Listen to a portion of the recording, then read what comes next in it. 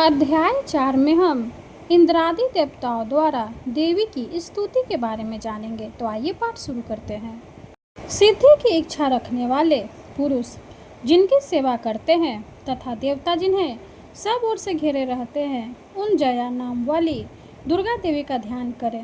उनके श्री अंगों की आभा काले मेघ के समान श्याम है। वे अपने कटाक्षों से शत्रु समूह को भय प्रदान करती है। उनके मस्तक पर आवृत चंद्रमा की रेखा शोभा पाती है। वे अपने हाथों में शंख, चक्र, कृपाण और त्रिशूल धारण करती है। उनके 3 नेत्र हैं। वे सिंह को कंधे पर चढ़ी हुई है और अपने तेज से तीनों लोकों को परिपूर्ण कर रही है। ऋषि कहते हैं, अत्यंत पराक्रमी दुरात्मा महिषासुर तथा उसकी दैत्य सेना के देवी के हाथ से मारे जाने पर इंद्र आदि देवता प्रणाम के लिए गर्दन तथा कंधे झुकाकर उन भगवती दुर्गा का उत्तम वचनों द्वारा स्तवन करने लगे। उस समय उनके सुंदर अंगों में अत्यंत हर्ष के कारण शोभा हो गया था। देवता बोले, संपूर्ण देवताओं की शक्ति का समुदाय ही जिनका स्वरूप है तथा जिन देवी ने अपनी शक्ति से संपूर्ण जगत को व्याप्त कर रखा है, समस्त देवताओं और महर्षियों की पूजनीय उन जगदम्बा को हम भक्ति पूर्वक नमस्कार करते हैं। वे हम लोगों का कल्याण करें। जिनके अनुपम प्रभाव और बल का वर्णन करने में भगवान शेषनाग, ब्रह्मा जी तथा महादेव जी भी समर्थ नहीं है। वे भगवती चंडिका संपूर्ण जगत का पालन एवं अशुभ भय का नाश करने का विचार करें। जो पुण्यात्माओं के घरों में स्वयं ही लक्ष्मी रूप से, पापियों के यहाँ दरिद्रता रूप से, शुद्ध अंतःकरण वाले पुरुषों के हृदय में बुद्धि रूप से, सत्पुरुषों में श्रद्धा रूप से तथा कुलीन मनुष्य में लज्जा रूप से निवास करती है, उन आप भगवती दुर्गा को हम नमस्कार करते हैं। देवी, आप संपूर्ण विश्व का पालन कीजिए। देवी, आपके इस अचित्य रूप का असुरों का नाश करने वाले भारी पराक्रम का तथा समस्त देवताओं और दैत्यों के समक्ष युद्ध में प्रकट किए हुए आपके अद्भुत चरित्रों का हम किस प्रकार वर्णन करें। आप संपूर्ण जगत की उत्पत्ति में कारण है। आप में सत्वगुण, रजोगुण और तमोगुण, ये तीनों गुण मौजूद है, तो भी दोषों के साथ आपका संसर्ग नहीं जान पड़ता। भगवान विष्णु और महादेव जी आदि देवता भी आपका पार नहीं पाते। आप ही सबका आश्रय हैं। यह समस्त जगत आपका अंशभूत है, क्योंकि आप सबकी आदिभूत परा प्रकृति हैं। देवी, संपूर्ण यज्ञों में जिसके उच्चारण से सब देवता तृप्ति लाभ करते हैं, वह स्वाहा आप ही हैं। इसके अतिरिक्त आप पितरों की भी तृप्ति का कारण है, तो सब लोग आपको स्वधा भी कहते हैं। देवी, जो मोक्ष की प्राप्ति का साधन है, अचित्य महाव्रत स्वरूपा है। समस्त दोषों से रहित जितेंद्रिय तत्व को ही सार वस्तु मानने वाले तथा मोक्ष की अभिलाषा रखने वाले मुनिजन जिसका अभ्यास करते हैं, वह भगवती पराविद्या आप ही हैं। आप शब्द स्वरूपा हैं। अत्यंत निर्मल ऋग्वेद, यजुर्वेद तथा उदीक्त के मनोहर पदों के पाठ से युक्त सामवेद का भी आधार आप ही है। आप देवी तत्ती तीनों वेद और भगवती 6 ऐश्वर्यों से युक्त है। इस विश्व की उत्पत्ति एवं पालन के लिए आप ही वर्ता, खेती एवं आजीविका के रूप में प्रकट हुई। आप संपूर्ण जगत की ओर पीड़ा का नाश करने वाली है। देवी, जिससे समस्त शास्त्रों के सार का ज्ञान होता है, वह मेघा शक्ति आप ही हैं। दुर्गम भव सागर से पार उतारने वाली नौका रूप दुर्गा देवी भी आप ही है।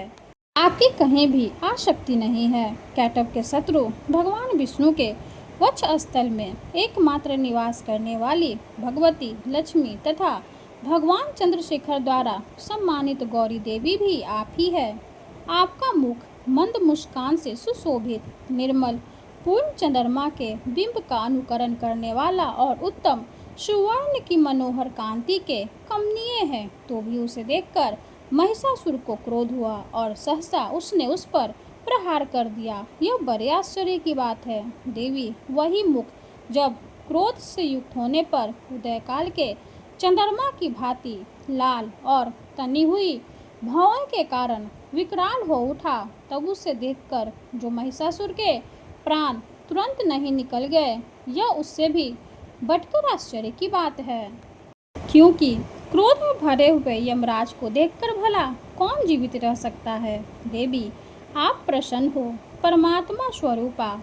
आपके प्रसन्न होने पर जगत का अभ्युदय होता है और क्रोध में भर जाने का आप तत्काल ही कितने कुलों का सर्वनाश कर डालती हैं। यह बात अभी अनुभव में आई है, क्योंकि महिषासुर की यह विशाल सेना क्षण भर में आपके कोप से नष्ट हो गई है। सदा अभ्युदय प्रदान करने वाली आप जिन पर प्रसन्न रहती है, वे ही देश में सम्मानित है। उन्हीं को धन और यश की प्राप्ति होती है। उन्हीं का धर्म कभी शिथिल नहीं होता तथा वे ही अपने हृदय पुष्ट स्त्री, पुत्र और भृत्यों के साथ धन्य माने जाते हैं। देवी, आपके ही कृपा से पुण्यात्मा पुरुष प्रतिदिन अत्यंत श्रद्धापूर्वक सदा सब प्रकार के धर्मानुकूल कर्म करता है और उसके प्रभाव से स्वर्ग लोक में जाता है। इसलिए आप तीनों लोकों में निश्चय ही मनोवांछित फल देने वाली हैं।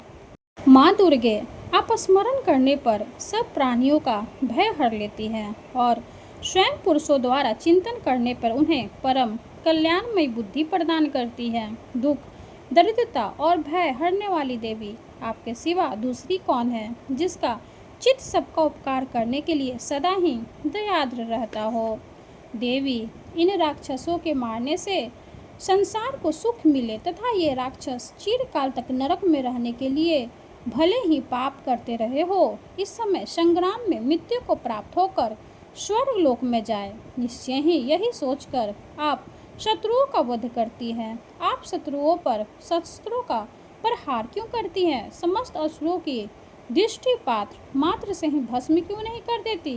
इसमें एक रहस्य है। ये शत्रु भी हमारे शस्त्रों से पवित्र होकर उत्तम लोकों में जाए, इस प्रकार उनके प्रति भी आपका विचार अत्यंत उत्तम रहता है। खड़ग के तेज पुत्र की भयंकर दीप्ति से तथा आपके त्रिशूल के अग्रभाग की घनीभूत प्रभा से चौंधियाकर जो असुरों की आंखें फूट नहीं गई, उसमें कारण यही था कि वे मनोहर रश्मियों से युक्त चंद्रमा के समान आनंद प्रदान करने वाले आपके इस सुंदर मुख का दर्शन करते हैं। आपका शील दुराचारियों के बुरे बर्ताव को दूर करने वाला है। साथ ही यह रूप ऐसा है जो कभी चिंतन में भी नहीं आ सकता और जिसकी कभी दूसरों से तुलना भी नहीं हो सकती, तथा आपका बल और पराक्रम तो उन दैत्यों का भी नाश करने वाला है जो कभी दैत्यों के पराक्रम को भी नष्ट कर चुके थे। इस प्रकार अपने शत्रुओं पर भी अपनी दया की प्रकट की है। वरदायिनी देवी, आपके इस पराक्रम की किसके साथ तुलना हो सकती है तथा शत्रुओं को भय देने वाला एवं अत्यंत मनोहर ऐसा रूप भी आपके सिवा और कहाँ है। हृदय में कृपा और युद्ध में निष्ठुरता, ये दोनों बातें तीनों लोकों के भीतर केवल आप में ही देखी गई है। माता, आपने शत्रुओं का नाश करके इस समस्त त्रिलोकी की रक्षा की है।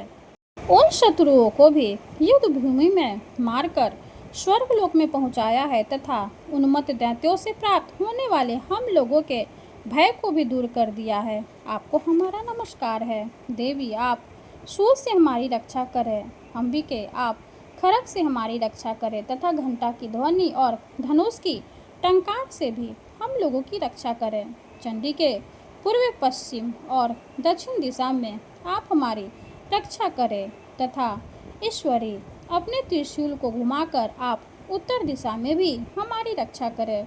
तीनों लोकों में आपके जो परम सुंदर एवं अत्यंत भयंकर रूप विचरते रहते हैं, उनके द्वारा भी आप हमारी तथा इस भूलोक की रक्षा करें। अंबिके, आपके कर पल्लवों में शोभा पाने वाले खड़ग, शूल और गदा आदि जो जो अस्त्र हो, उन सब के द्वारा आप सब ओर से हम लोगों की रक्षा करें। ऋषि कहते हैं, इस प्रकार जब देवताओं ने जगन माता दुर्गा की स्तुति की और नंदन वन के दिव्यों पुष्पों एवं गंध चंदन आदि के द्वारा उनका पूजन किया, फिर सबने मिलकर जब भक्ति पूर्वक दिव्य धूपों की सुगंध निवेदन की, तब देवी ने प्रसन्न वदन होकर प्रणाम करते हुए सब देवताओं से कहा। देवी बोली, देवताओं, तुम सब लोग मुझसे जिस वस्तु की अभिलाषा रखते हो उसे मांगो। देवता बोले, भगवती ने हमारी सब इच्छा पूरी कर दी, अब कुछ भी बाकी नहीं है, क्योंकि हमारा यह शत्रु महिषासुर मारा गया। महेश्वरी, इतने पर भी यदि आप हमें और वर देना चाहती हैं तो हम जब जब आपका स्मरण करें तब तब आप दर्शन देकर हम लोगों के महान संकट दूर कर दिया करें, तथा प्रसन्न मुखी अंबिके, जो मनुष्य इस स्रोतों द्वारा आपकी स्तुति करे, उसे वित्त, समृद्धि और वैभव देने के साथ ही उसकी धन और स्त्री आदि संपत्ति को भी बढ़ाने के लिए आप सदा हम पर प्रसन्न रहें।